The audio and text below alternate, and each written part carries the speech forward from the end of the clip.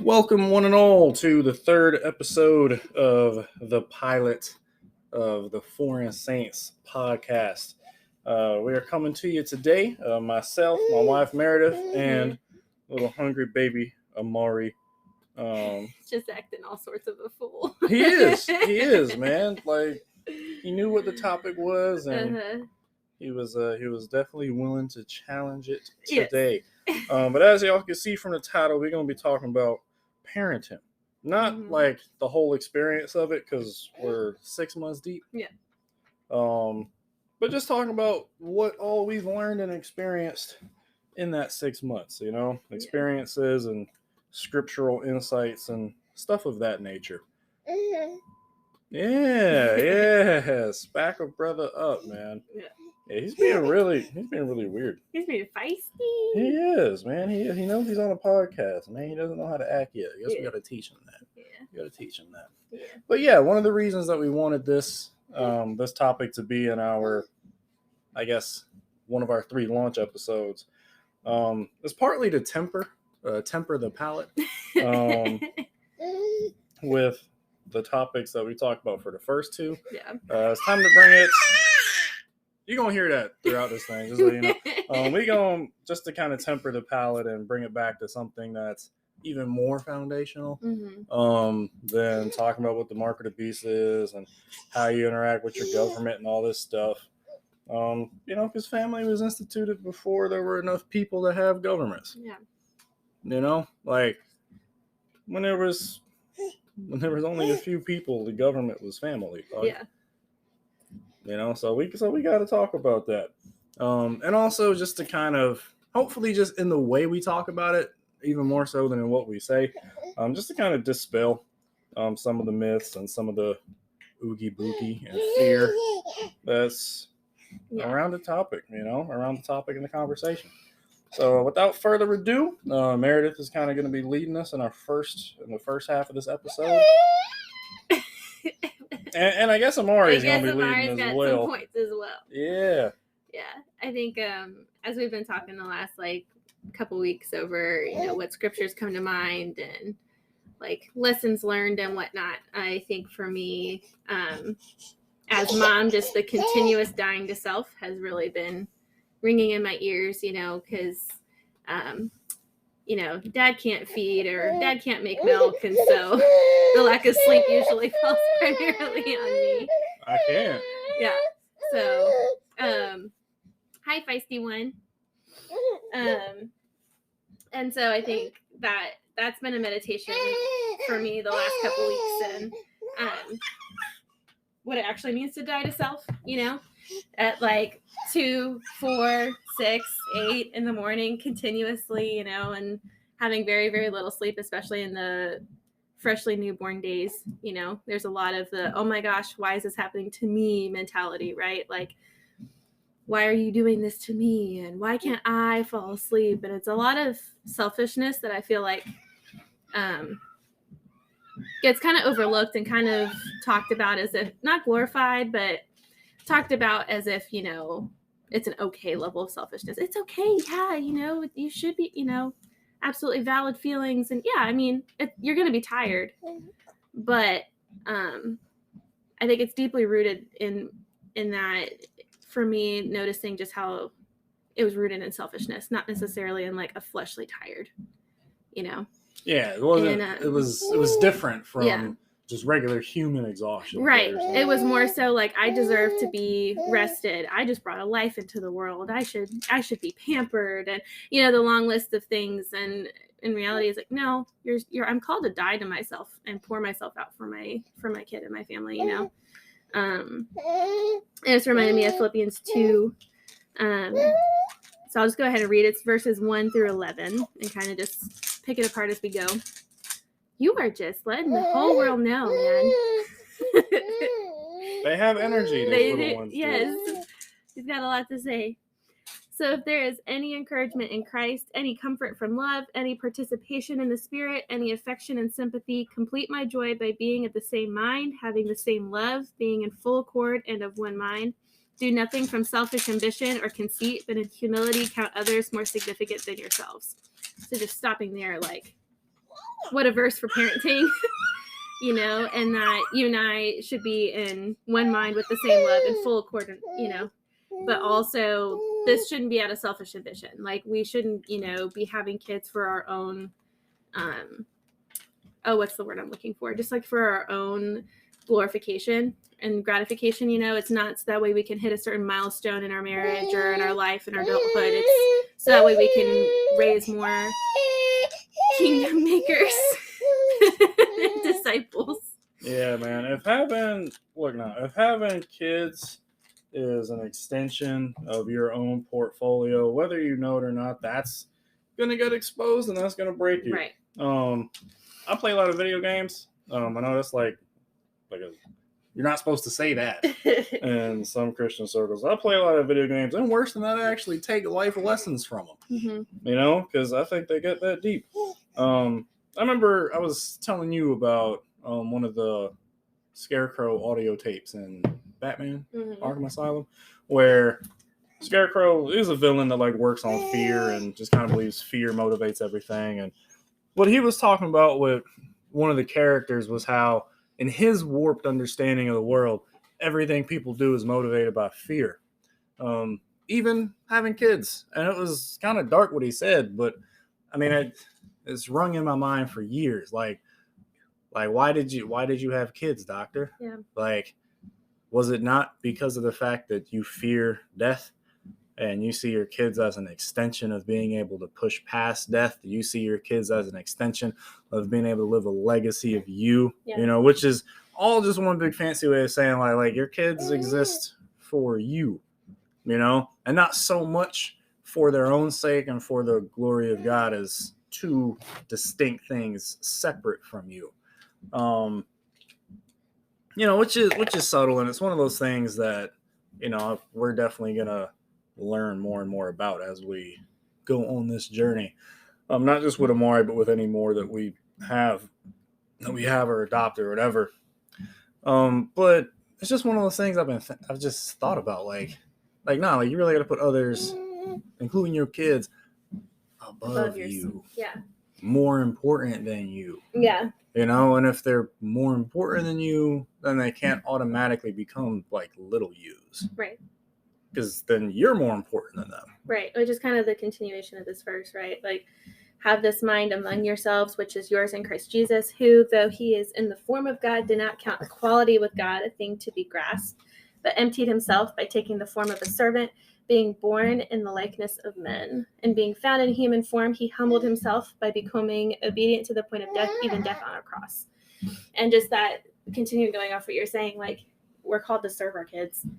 You know, like for me at, 3 a.m. when he wakes up, hangry or upset belly or whatever it may be all throughout the night, like my call isn't to have a knee-jerk reaction of, woe is me, I'm never going to sleep again. It's to be, my kid's upset or my kid needs me, and I'm called to serve him by emptying, my desires and filling my heart with a desire to serve my son and my family in that way, because there's going to be different seasons too. There's going to be seasons where a sleepless night now might be, to feed him or care for him when he's sick, but 10, 15 years down the road, it might be, he's going to hang out with friends. And that's a sleepless night when you're anxious, for different reasons. And, but in the same way, you're still called to serve and train up your kid.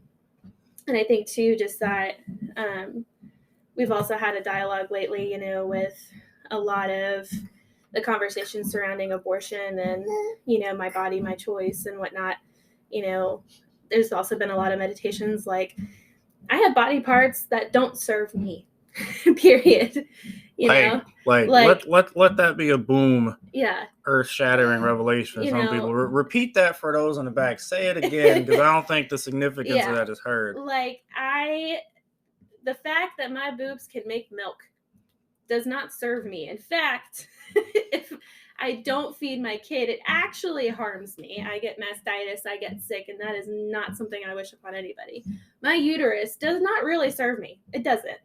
It is a womb for baby exclusively, And so at 3 a.m. when I'm like, woe is me, I'm like, my body was literally designed in order to answer this to, little dude to call. answer for Amari, you know, and any other future kids we have. And that doesn't make it exclusively my body. It's also Amari's. Like, like he's got a claim to it. I am autonomous, but it's not just me. He doesn't have the mental faculties yet to formulate the argument. Yeah. But he has a legitimate claim. Yeah. You know? Yeah. Because I need that. I need that to live, you know? Yeah. And to some people that would say, well, you know, like, you know, all you really need is you just got to get to viability. I'm like, look, man, you must not have had a little one. Yeah. This little man is not viable right now. Yeah. And he's 6 months out. Yeah. All right. But if I take this dude and I just drop him off at a college or something, and I say, all right, you're out the womb, you're viable, it's all you now, he's going to die. Yeah. And like, come on, man. We all know that. Yeah. Like I've seen people draw dichotomies between biological autonomy and functional autonomy. And while that's probably important as far as, you know, having accurate discussions about it from a philosophical standpoint, from a practical standpoint, for a human to be able to survive quote unquote independently, we'll talk about that in a minute, they don't just need biological autonomy, the ability to metabolize energy without being connected by umbilical cord to mom. No, they need functional autonomy too, and it takes a really long time. Which is also where I think to that side of, you know, autonomy, that's where the discipleship aspect of parenting comes into play. You know, for the first few years, it's a lot of the physical reliance on mom for nourishment and nurturing and growth and whatnot. But once it hits, you know, he starts learning right from wrong, and, you know, a lot more sin enters into the picture. That's where a lot of the sin starts to resurrect, if you will. Yeah. You know? And that's where the discipleship aspect of parenting comes into play, where, you know, that's still a reliance. You know, he is his own person. But we're still called to nurture and build him up as his parents. Yeah, man, like, this is going to sound wild, you know what I'm saying? Because, again, like, I don't know. I don't know. Maybe I phrase stuff in a way that just feels weird for some Christians, but I say this. Oh, look at him having fun. I say this completely, you know, without trying to put my son or my family down, right? 6 months in, I know why people get abortions. Yeah. I know why they get abortions. Yeah, it's because this is a hard road. It's very hard. This is a hard road. You know, like I get it. You know, like, you don't want to do this. And oh, by the way, we needed a village from the start. To be able to do this. That was another one of my notes I had, was like, there's a reason that we're called to be parents in a marriage and not as a single parent. And I understand, you know, people become single parents through like death or other sinful choices, but there's a reason it's designed. It's usually the consequence of sinful choices that cause single parent. I'm just gonna put it out there. Tragedy sometimes. Tragedy happens, even though tragedy in and of itself is just a really distant effect of a sinful choice, just maybe not a sinful choice on your part. Yeah. Right? And the only reason tragedies happen in this world is because of what happened in a garden a really long time ago. So even that, in a way, is, you know, the effect of sin, just not sin that you may have personally chose. Right. But there's a reason in, you know, thinking through again those first weeks postpartum, we were fresh out of some deep church hurt and rejection. And so when, you know, we first got pregnant, I got pregnant with Amari, the mentality of, oh, I'm going to have a church body around me, and, you know, moms that have been in the trenches a little bit longer can help disciple me through it, you know, outside of our own moms, you know. And then, you know, that'll happen like 3 weeks, and that's probably an episode for another day, maybe down the road a piece.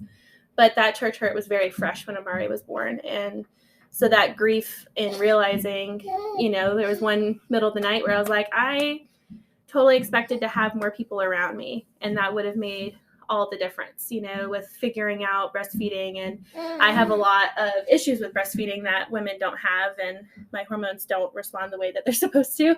So I don't get happy hormones. I get doom and despair if it's not done right. And so, that's something that I would have loved to be able to like pray through with older women that have gone through it before me. And,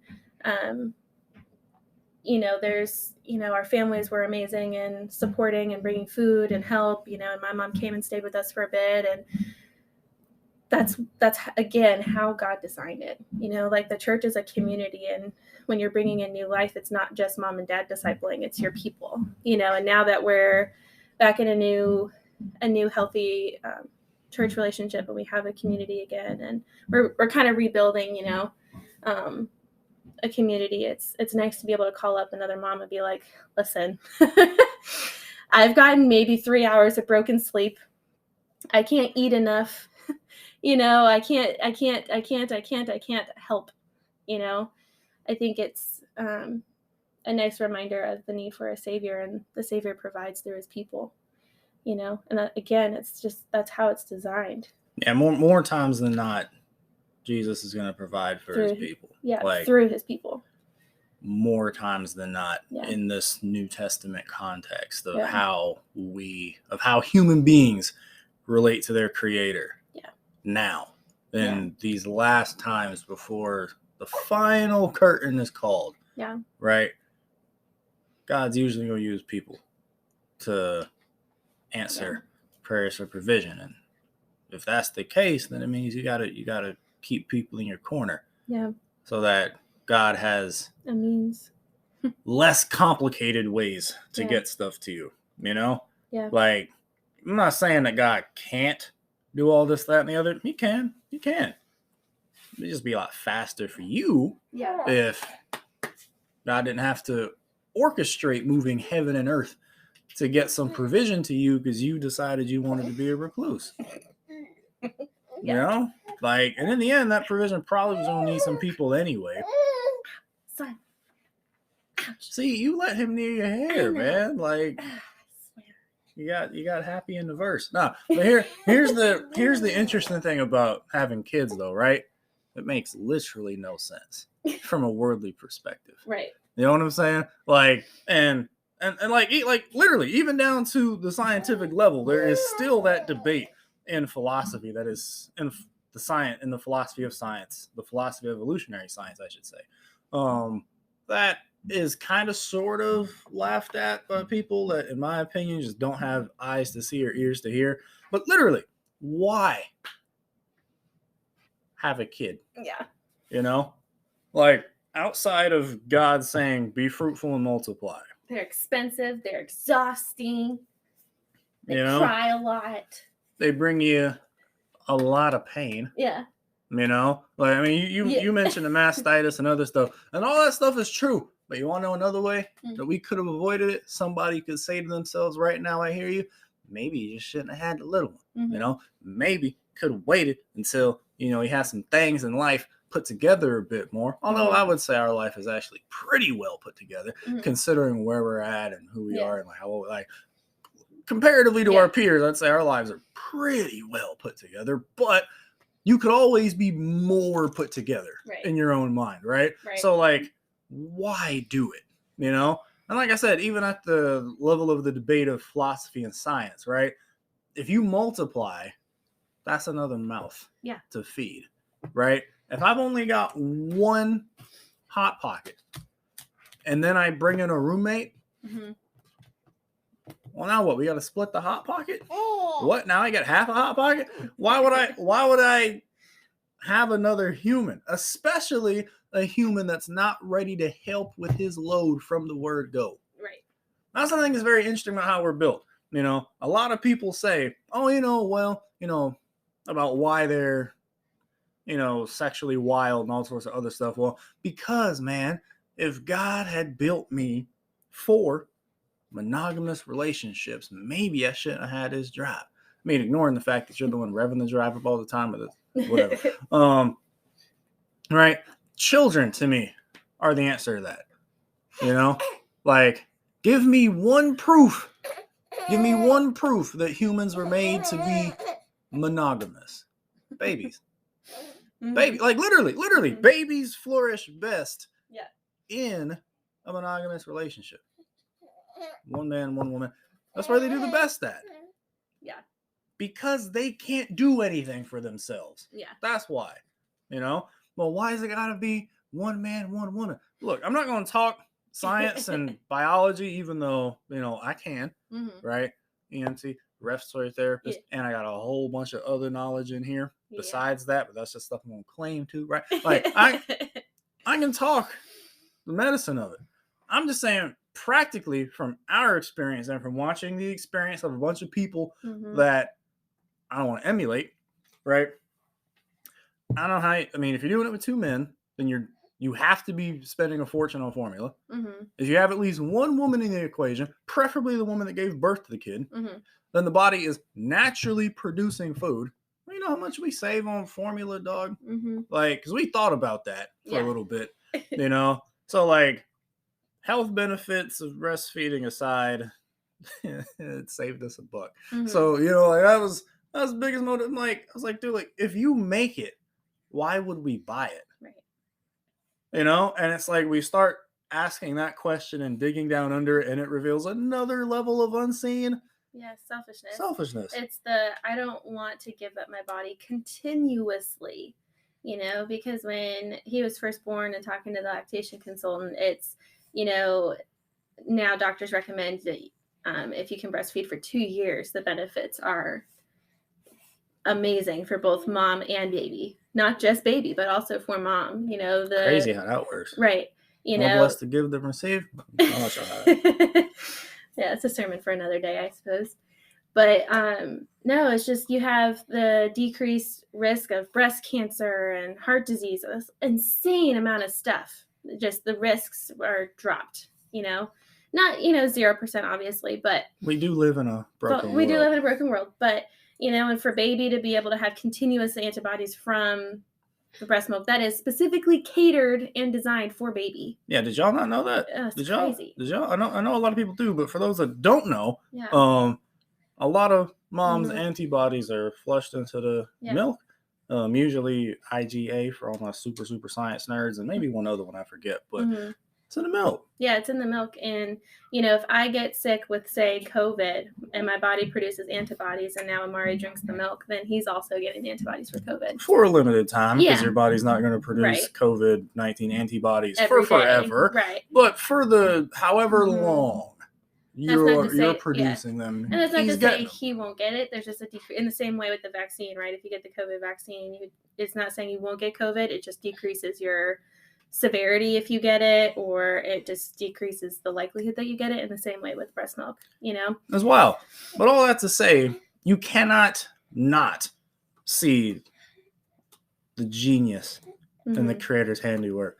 Just watching, like me as a husband watching it. I'll go get into that a bit more in the second half and my time to kind of share my couple of scriptures, but like, it's marvelous, man. Like, especially for me, just like, because there's also like the science nerd in me that's just always like watching what's going on, like, dude, like, just like marveling at the process of it all, along with like the spiritual side of me that's like, this is awesome. And those two sides are pretty much always in agreement in me. For those that y'all don't know, the version of me that's wearing a white lab coat and the version of me that's, I don't know, I guess kneeling at the altar. The version of me kneeling at the altar is probably wearing a white lab coat at the time, laying the stethoscope down as a crown before the throne. They coincide. They coincide, bro. And like, I'm watching it, and I'm just thinking, dog, argue this ain't design. Like, there are too many safeguards. There's too much redundancy. And if even one or two of these things don't work the way it works, then this whole situation, this whole complicated dance of the beginning of life doesn't work. Doesn't work. You're watching the creator's handiwork at hand. Y'all that want to have evidence for God. And I'm not saying have a kid to have evidence for God. You got way more than that. There's way more than that. But I'm just saying, like, maybe talk to someone that's got one, man. Like, evidence is there every day. Yeah. And I think too, with certain things that didn't go the way that they're designed, right? Like say breastfeeding for me. I have something called dysphoric milk ejection reflex, kind of alluded to it earlier in this episode, where pretty much whenever, there's a milk letdown trigger when you're breastfeeding, typically you're supposed to get, this rush of dopamine, the happy hormones. It's supposed to be this wonderful bonding experience between mom and baby. I don't get that. I get dysphoria. The first few weeks postpartum, I would get like full body tremors. I couldn't really think rationally. Everything was a literal cloud. And a part of that's normal postpartum, but it was kind of ridiculous to a point. I remember you came home from work and you were like, you need to go get checked out from a doctor. Like, this is not okay. I thought it was, I was thinking postpartum depression. I was thinking horses before zebras. That's just what we do. Right, that's what you do. But I'm thinking through of like how many women don't know about that as a thing, and I was like, I had a lactation consultant who, when I started asking her, I was like, is it normal to still have shakes? Because, after you have a baby, you get that rush of hormones, and baby's placed on your chest and you kind of shake a bit because it's an adrenaline rush. And I was like, when do the shakes stop? And she looked at me like, oh my goodness, what? You're not getting shakes still, are you? I was like, yeah, all the time, and thinking through like, that's not how it's designed. That's broken. However, it's still a means to endure, like for me, it means that I have to exclusively pump. I can't nurse because that triggers that letdown release too often. And so I say jokingly, it makes me feel like a little bit of a psycho because I'm not rational. I get extremely short. Like I am not me. and the brokenness points to the design. Exactly. And it also points to a hope of a restoration and a redoing of a better design. Romans 8, the creation was subjected to futility and hope of him who subjected it, that it will one day be able to experience the full freedom of the children of the glory of God. And I think, yes, and amen to all of those. But I think also for me lately, it's just been that call to endure. Like how many times in the last week, we're 6 months into this, right? Like in the last week, have I been, oh my gosh, the amount of dishes that I have to do after I pump for 40 minutes. And, this whole cycle, it's exhausting, but it's a continuous call to endure because the reward is so sweet. Oh, yeah. And in a way, we're already enjoying a lot of it because his personality has been showing itself. Yeah. Really, I would say since he was born, but I guess being born is really exhausting. So he was asleep for a good day or two. After he woke up from that experience, so it's like, dude, like I've been seeing personality traits, man. Like he's even this early. He is. He is super spunky. He is, man. Yeah. Little trickster he's going to be. Yeah, very inquisitive. You can see a lot of things at 6 months. Where, again, it's one of those, he's not just a blob of cells, This dude came out with hair. That's wild. That's wild. A full head of hair. But the idea... 2 minutes. Yeah. I guess 1 minute. Yeah. Wrap up I can't see the timer. But it's just one of those where it's... What a joy it is in the midst of the trials, to be able to see him bloom and blossom and be a part of it and give yourself daily to something more beautiful. Indeed. A more beautiful design. And in the next segment, I will be opening up Psalm 127 and a little bit of Mark 10, mostly Mark 10, just to talk about kind of how the husband kind of fulfills that servant of all role of what Jesus kind of describes true greatness as being. Not that that's the only way to be truly great in the kingdom. It's just one expression of it. But anyway, one intermission in this episode, and we will be right back with the show. All right, welcome back to the show. Meredith took lead in the first half, going through Philippians 2, and just having that mindset of just putting your kid above you because they are a somebody. And I want to go through 2 pieces of scripture, too, kind of building off of that as a foundation, starting in Psalm 127. And I'm really enjoying this topic. I like the topics that don't always have to do with like gigantic societal stuff. I really do like just jumping into the text and just seeing what's there for certain topics and whatnot. Because it impacts the big social stuff. It does, it does, and it's all foundational stuff. Yeah, like we forget what Zechariah said about don't despise the day of small things. Yeah. Small things make big things, man. So as far as 127 goes, and just kind of looking at things kind of from like a fledgling dad's perspective here. Psalm 127 is one of those that feels the first half of it feels very unrelated to the second half of it. At least for me it did before Amari showed up. But this is the first half of Psalm 127. Psalm 127. Unless the Lord builds the house, a song of ascents of Solomon. Unless the Lord builds the house, those who build it labor in vain. Unless the Lord watches over the city, the watchman stays awake in vain. It is in vain that you rise up early and go late to rest, eating the bread of anxious toil, for he gives to his beloved sleep. And that's about as far as I ever went back then. I had a lot of stuff, in my mental to deal with back in those days.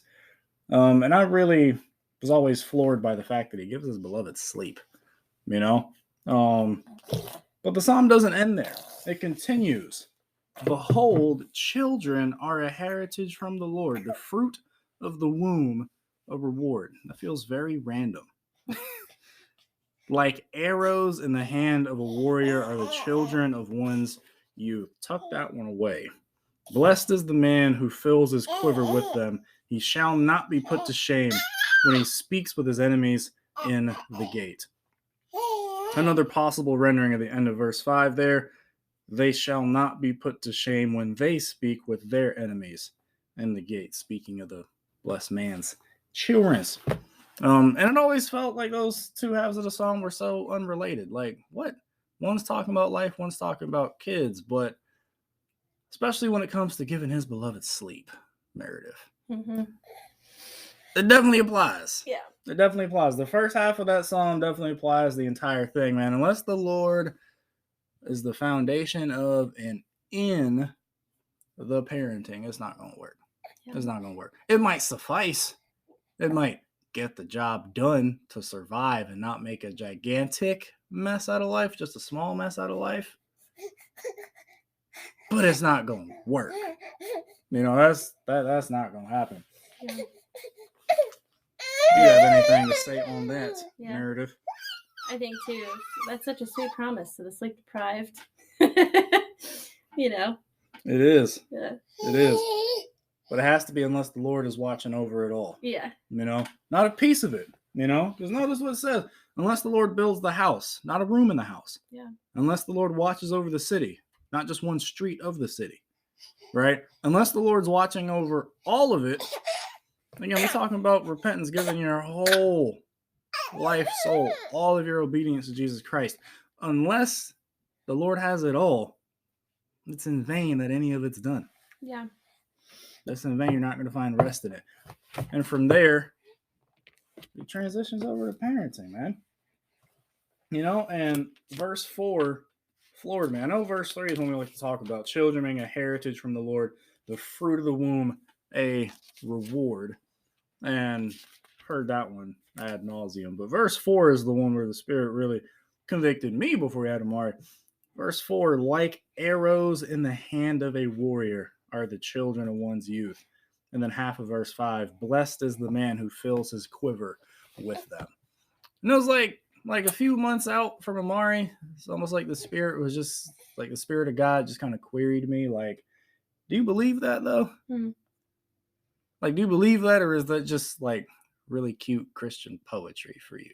Mm-hmm. But not something to actually like bet money on and actually like live your life in accordance with, right? Not saying that you have to have kids young, but it was something that the Spirit touched on me on, right? About like, why are you afraid to? Yeah. Not that you have to, because you don't, right? Because, right, we find our justification in what Jesus did. It's outside of ourselves. It's not anything that we can do. It's not like having kids brings you salvation, you know, and those of y'all that know a certain verse in one of the epistles, we'll talk about that another time. Right? But that's not what it is. You know, so what was the Spirit trying to get at me about, you know? And again, it's selfishness, and life is about meism, you know? Yeah. well, man, I'm just kind of afraid, God, that if I, you know, slip up and have a kid, and it's like, whoa, the Spirit kind of called me. What you mean slip up? You married, bro? Yeah. Where's the slip? Yeah. What you mean? Yeah. Like, and again, like without getting too graphic, because I would like to have at least an episode or two on the Song of Songs later. That one's just gonna have to be marked explicit, just because of Song of Songs, but based off the content, right. But without getting too, in depth, like you're kind of putting a cap on the full joy of the one flesh union and marriage. Yeah. When you're living in fear of the concept of a child. You're putting parameters on something that you used to put around sin when it's no longer sin. Yeah. Like sex before marriage was a sin. But if you still have the same parameters around your marriage, then it's no longer the gift of it, Yeah. It's like you're treating a gift with suspicion. You don't truly believe that everything that comes along with it is a blessing. Yeah. You don't truly believe, like it says in verse 4, the children of one's youth are like arrows in the hand of a warrior. A warrior wants arrows, man. Yeah. Hawkeye needs a quiver. He's kind of pointless without one. Right. That is the point of Hawkeye. Like, no point without his arrows, man. And not to say that there's no point to you without a child. That's also not the point. Look at our boy Paul. Look at our boy Chris. Look at a lot of people. Yeah. And look at, in all honesty, a huge portion of the martyrs. Yeah. So again, it's not to say that your worth is wrapped up in that. Right. Right. But the Psalms are just talking generally. You know what I'm saying? Like most Christians aren't going to be martyrs. Yeah. The vast majority won't. That's not a bad thing. Yeah. It's not a bad thing. Right. But if Christ has just placed you in the culture, you know what I'm saying? Like, why are you afraid of kids? Yeah. Like, really think of that. Why are you afraid of them? Then they gonna bite? Think all the fun is gonna get sucked out of your life if you have a kid? He's fun, man. Mm-hmm. Like, I mean, we talk about the difficulties of it, not because we want to like freak people out, but because we just want to have a gravity of what it entails. There's a weight to it, but it doesn't. There's a weight to it. That doesn't negate the fun. But people don't talk about the fun too much, man. They talk about the weight of it, and you should. Yeah. But like, it's fun, dude. Like, you're a kid, it's fun to hang out with, especially if you have the right paradigm. You know what I'm saying? Yeah. Like I suggested to you the other day when he was like, whining because he just didn't want either one of us to put him down. Yeah. And it was like, and was it annoying? Yes. But here's something else that just occurred to me. Like, I don't have a lot of people in my life that love me to the point of, no, man, I want to hang out with you, man. Yeah, I don't want this to end. And it's like, okay, well, let me think. What am I trying to put you down and walk away to do? Yeah. It's not like I'm leaving a house. You know what I'm saying? Like, it's not like most of the stuff I want to do can't be done with you. You know what I'm saying? Like, I'm like, man, I just want to play some Ace Attorney. And it's like, well, it's basically a storybook game. I could just read it. Have on my lap, read a book. Let's read a book with musical accompaniment. You know what I'm saying? Like, come on, like incorporate the kid into your life and you'll find the fun comes just naturally, because the fun isn't so much what the kid does for you, though the kid does a lot for you even now. It's simply the joy of knowing and being known. Yeah. And the anticipation of knowing more. Yeah. That's where the fun comes from, man. And if that's the mindset you take to your kid, like, you can't really fail. Yeah. I mean, you're gonna have annoyances to be sure. You're gonna have, like, really deep annoyances. But it will be fun. Yeah. And you're gonna have days where you're like, yo, that was hard, but like, I mean, what else am I gonna do today? What was I gonna do? Walk in a park? Yeah. Really? Really? Like, what was I gonna spend my time doing if not with you? Yeah. Something that's not as cool. Something that the joy of it is less. The ceiling's less. The lasting is less. It's just not as good, man. Not to mention the other thing about the verse, right? Arrows in the hand of a warrior. A warrior can't do damage without them. You know what I'm saying? A warrior is less able to do damage to his proper enemies without his weapon than with.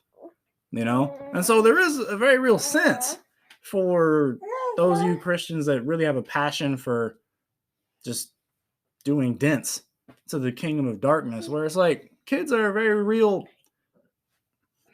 help to that. Well, how does it help? It reveals the flesh in you. Yeah. To help you crucify it. Yeah. The kingdom of darkness is always trying to put forth outposts in your own soul. You got to fight to keep the territory. You know what I'm saying? They didn't just walk around Jericho, have the walls fall, and walk off. They left some troops behind to protect it. Yeah. Right? Yeah. And that's what kids help us do, man. They help you notice when the flesh is encroaching far sooner than you would have noticed before the child came along. Yeah. It just does. Like you see to the core of it. You know what I'm saying? Stuff where it's like, man, that's not even bad. But, man, it's really revealing the selfishness in me that I'm willing to put, that I'm even contemplating. I'm struggling with putting him above certain things.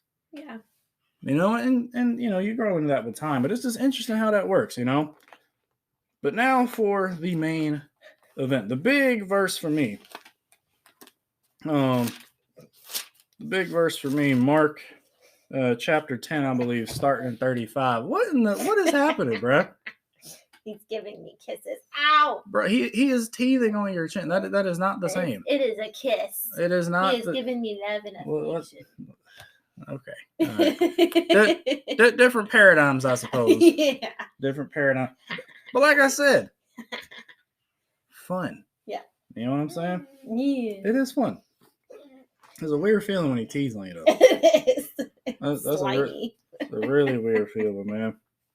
Hey, but he chilling out, man. But he chilling out. Yeah. On a personal note, one of the things for me with children is it really showcases the grace of God. I'm telling her about this for weeks now, but like children, your kids love you despite you. Yeah. Like even in the face of you doing something selfish in their midst, they can still smile at you and laugh at you doing it anyway. Yeah. Like part of it says they don't know any better, to be sure, but looking at it, there's also a part of it where it's like, dude, like that's really the scandal of grace, though. Like, you know what I'm saying? Yeah. Like another part of it was like, man, like I can't have a kid. You know, like not because I don't deserve it per se, but like, how could I ever, you know? And it's like, Amari don't care. Yeah. You know what I'm saying? Like the stuff that you think matters doesn't matter that much. Yeah. You know?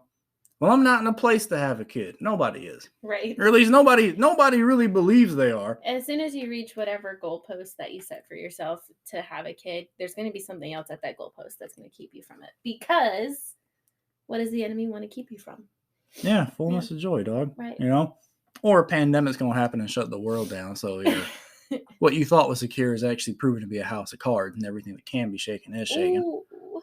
Yep. You know what I'm saying? Because again, unless the Lord is building it, you're building it in vain, right? Yep. It's not to discount wisdom, but it's just to say some of y'all purposely swap fear for wisdom, and it's not the same. Right. And I think, you know, like by all earthly wisdom, if you will, we are not in a position, you know, like you're going to school full time.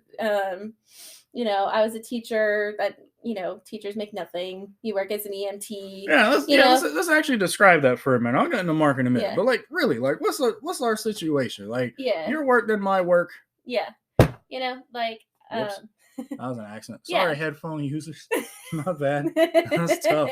That's tough. No, but you know, thinking about like when like last summer, you know, when we found out we were pregnant, it was like, oh my gosh, like how on earth are we gonna do this? And you know, like there's no way that, you know, this is feasible, you know, like you work as an EMT going to school full time. I'm working full time as a teacher. And for y'all that don't know, EMTs don't make that much. Yeah. Paramedics don't make that much, honestly. Like emergency responders just legitimately are. They don't make that much. Underpaid for what they do. And also a lot of it's being, even with financial aid and stuff, a lot of it's still being funneled off into you know, classes for respiratory therapy school, you know. Right. But and you know, you're a teacher in North Carolina. That makes nothing. North Carolina hates its teachers, or at least they try to act like they do. Yeah. You know, the school year before this one, I paid $400 out of my own pocket for supplies because, yeah, the state of education here is not good. But hey, stay tuned. You want to Yeah. subscribe for the Foreign Saints podcast? We have that there's more to episode. come on that. We have this episode on the American educational system and the relationship to Christian healthcare. Right, hit that subscribe button. You want to get a notification of that episode. You want to do that. Yeah, but no, just by all earthly wisdom, like we're we are not a place, but through God's providence, there's programs out there like WIC and it's like supplementary things. Again, Future another episodes episode. incoming. Future episodes incoming. Hit the subscribe button. We're gonna talk about it. There's that. There's the church. The people that we're called to rely on. And I'll tell you what, man, we really love discounting the church as a help for no reason. Right. I can't ask them why. Yeah. Who told you that? Probably the enemy, and probably your pride. Yeah, and I think the theme of this being, revealing selfishness. I think there's a part of, at least in me, that was, I'm gonna have to give up my career for this kid. However, through God's providence, what did I stumble upon but online teaching? And I absolutely love it. It's more profitable and I'm getting paid fairly. I teach what I want, how I want through like an online tutoring business. And I get to have my baby on my lap while I teach, And through that, God's kind of provided this alternate form of a dream job. I thought I was going to be a teacher for the next few years. And what did God land on my lap? Something that I can do what I'm called to do as a mother, but also... And if you recall, I suggested that possibility too. And I was like, and this piece of advice for all y'all, consider what you want to do and then ask yourself, do you want to do that thing itself or do you just want to do the functions of that thing? Yeah. It's subtle. It's a really subtle difference. But if the answer to that question is the second option, and for most people it is, your eyes open up to a lot of other opportunities that you wouldn't have considered when you were pigeonholed in just one application. Right. Like, do you want to be a teacher or do you want to teach and inspire? Right. Because if you want to be a teacher, okay, well, that's a position. If you want to teach and inspire, I don't know, get your own podcast. Like, you know what I'm saying? Like there's ways to do that. And God kind of just unveiled that to me. Like, I don't need to be a special ed teacher in a classroom. I can help, other parents online homeschool their kids. And that's what I've been doing this school year and absolutely loving it. And I see that as like the new chapter of my career that God kind of provided. But all that being said is if you're going to go strictly off of your own ability to plan or honestly lack thereof, of course, you're never going to be ready for a kid. And for y'all that don't know, Meredith is like one of the best planners I've ever met. And like I have a plan A through Z, and it was wild. And a fallback to each one of them. And it was wild how God was like, it's funny how I'm Alpha and Omega. You got a plan A to Z. We'll see who stacks up. We'll see who stacks up. You know what I'm saying? Like he's more creative than 26 plans. Yeah. Like they'll all fall through. It's kind of like when people think that they're David. And it's like remember listening to that one like Matt Chandler sermon a while ago, like Code Orange Revival or whatever. And he was like, I got people telling me they're David all the time, man. It's like, I'll throw my stone and I'm like, you'll miss. And, and the person's reply is, well, David brought 5 stones. And then Matt's like, you'll miss all 5. Mm-hmm. That's life. That's what it is. When you try to do plans according to your own ability, you'll miss all your throws. Well, I got a backup plan. It might fall through. Not saying you shouldn't have a backup plan. It's wise. But I'm just saying. There's no guarantee that backup plan works. And I think people realize there's no guarantee a backup plan works when you're actually forced to use the backup plan. Yeah. Because then you realize I'm actually backed into a corner here. Yeah. Like if this doesn't work, and there's a very good chance it won't, what's left? Well, God. And if not God, then I guess you can't really live free. Can't live free without being able to rest in the generosity of the Father and the Son. That's where all Christians ought to know they live. And if you know you live out of in the generosity of the Father and the Son, and also out of their generosity, then I'm not saying that you do unwise things per se. It's just understanding that like the Father's got this, man. The Father and the Son got this. I live wise, enjoy life, worship them, and I don't have to worry as much in my planning. Yeah. But we'll get into the distinctives of that as we move through the podcast. For Mark, let me land the plane for these last 10 minutes or so. Chapter 10, starting at 35. You don't know the story, but I'm going to read it. And James and John, the sons of Zebedee, came up to him being Jesus, and said to him, Teacher, we want you to do for us whatever we ask of you. And Jesus said to them, what do you want me to do for you? First off, that's amazing. That's amazing. I wrote in the margin of my Bible, Jesus delights in giving, but we ask amiss. All right. As I was telling her in between, we was just kind of planning out this next part. God's disposition towards prayer is give me an excuse to answer it. Yeah. That's his heart towards his people is I want you to know that you're in a relationship with me, right? Some things you don't have to ask persistently on, but my disposition is to say yes to what you want. So give me an excuse, right? Like, if you get a no, then it's one of two things, man. Either check your desires or maybe just trust God that he's got something better in store. Yeah. The no is a yes to something better. You know, kind of like you with teaching, Meredith. I was like, let me be a teacher. And God's like, I'm answering yes. Yeah. And you're like, but I don't see it. And God's like, because you ain't got eyes to see. Yeah. You need me to open them things, but you got it now. Yeah. You got what you're asking for now. It just doesn't look as glorious as you thought it did. Yeah. But that's usually the reality of the kingdom this side of heaven. It's not going to look as glorious as you're picturing in your head, but it will be more glorious than you pictured in your head. Yeah. Well, that for a distinction. But they said to him, grant us to sit, one at your right hand and one at your left in glory. Jesus said to them, you don't know what you're asking. Are you able to drink the cup that I drink or to be baptized with the baptism with which I'm baptized? What he's saying to them is, dude, you don't know what you're asking, all right? Are you able to be crucified and remain sinless throughout the whole thing? Die for mankind and rise according to your own power? Can you do that? Are you able to do that, to be asking what you're asking for? And they said, yeah, we're able. Clearly not understanding what Jesus meant. But that's to be expected. They didn't really understand the point of the cross either, up to a certain point. But Jesus said to them, verse 39, the cup that I drink, you will drink. And with the baptism with which I'm baptized, you will be baptized. But to sit at my right hand or at my left is not mine to grant, but it is for those for whom it has been prepared. All right? The disciples would go through their own suffering, but don't worry about what's going to happen. And, don't worry about that. We got other things to focus on, Yeah. And when the other 10 heard it, when the other 10 disciples heard this conversation going on, they began to be indignant at James and John. You know how we be. Who do you think you are to be asking that of Jesus? Do you think you're more important than us to be asking to be his right and left hands in the kingdom? And Jesus called them to him, called all those squabbling disciples back to him, and said to him, by the way, this is kind of a picture of what how you should settle disputes in the church, though. You should actually let Jesus call all y'all back to him and hear what he got to say about it. But understand that would mean crucifying the flesh, and sometimes we just don't want to do that. But I'm saying you should. Yeah. We ought to, right? It's how we show we're foreigners here. And here's another, about to drop into a verse here where it's just, the kingdom works different, man. Verse 42, Jesus called them to him and said to them, you know that those who are considered rulers of the Gentiles lord it over them. Gentiles being non-Jews, think of them as just basically those outside the faith.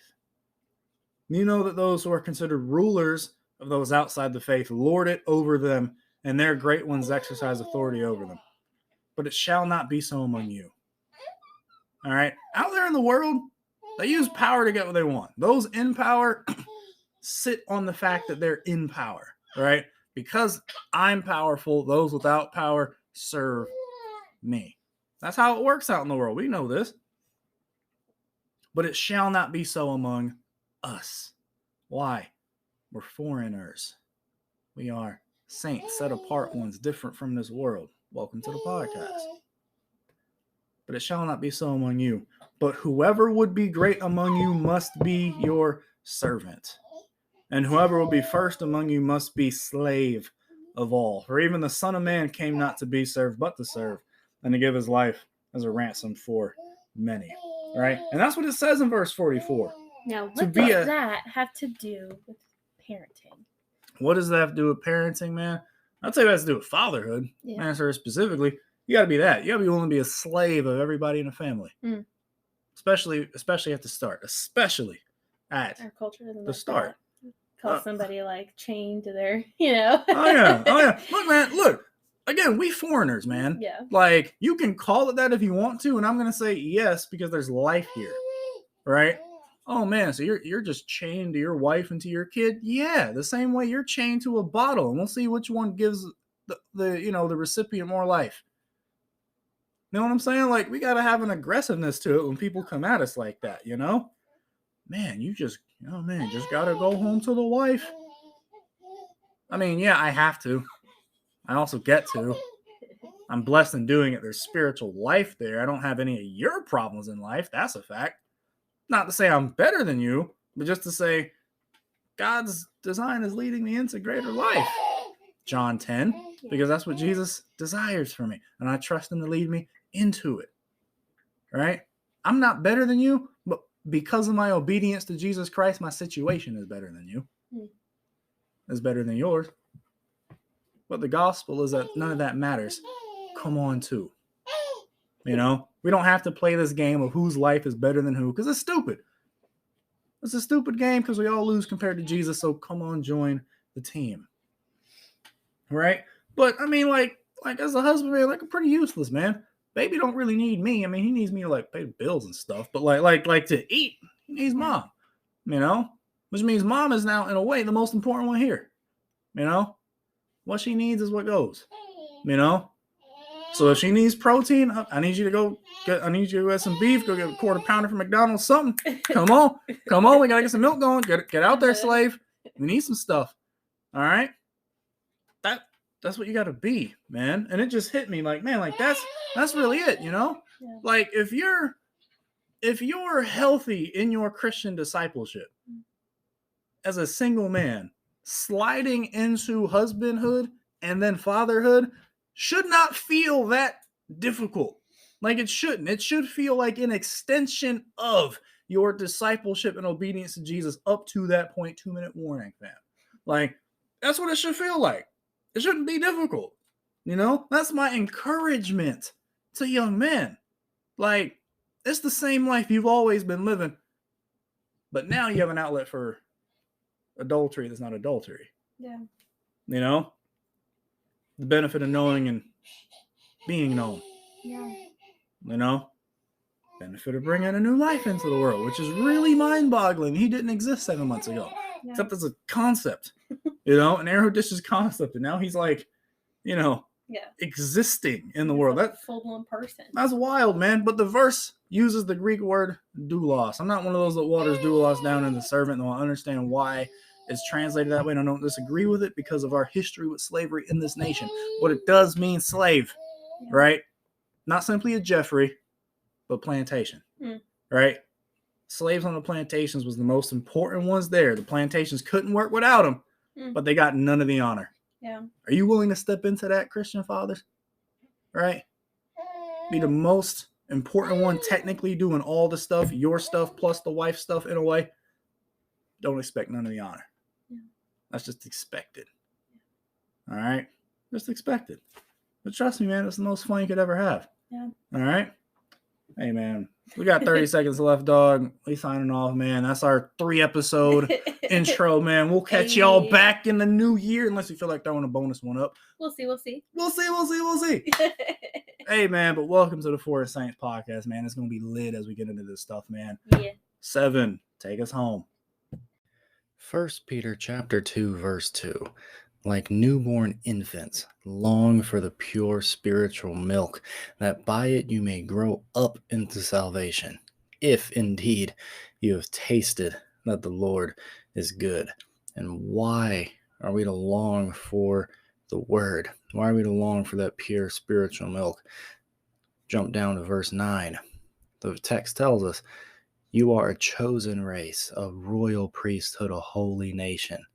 You could say foreign saints, a people for his own possession, that you may proclaim the excellencies of him who called you out of darkness into his marvelous light.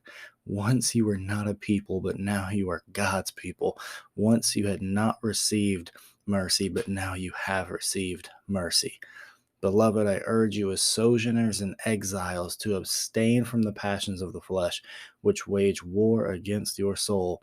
Keep your conduct among the Gentiles honorable, so that when they speak against you as evildoers, they may see your good deeds and glorify God on the day of your visitation. All right, we need to long for the pure spiritual milk of walking by the Spirit and the deep things of the Word of God, right? The gospel, right? The gospel of God, of Jesus Christ, who was our propitiation, who paid for our sins and made us foreign saints, made us different from this world, not so that we could follow a list of rules and regulations, but so that we could proclaim the excellencies of Him who called us. It's literally so much better than just following a list of regulations. It's proclaiming the beauty of the King who raised us from the dead. All right, meditate on that, let that hit you, and let's get back to the show.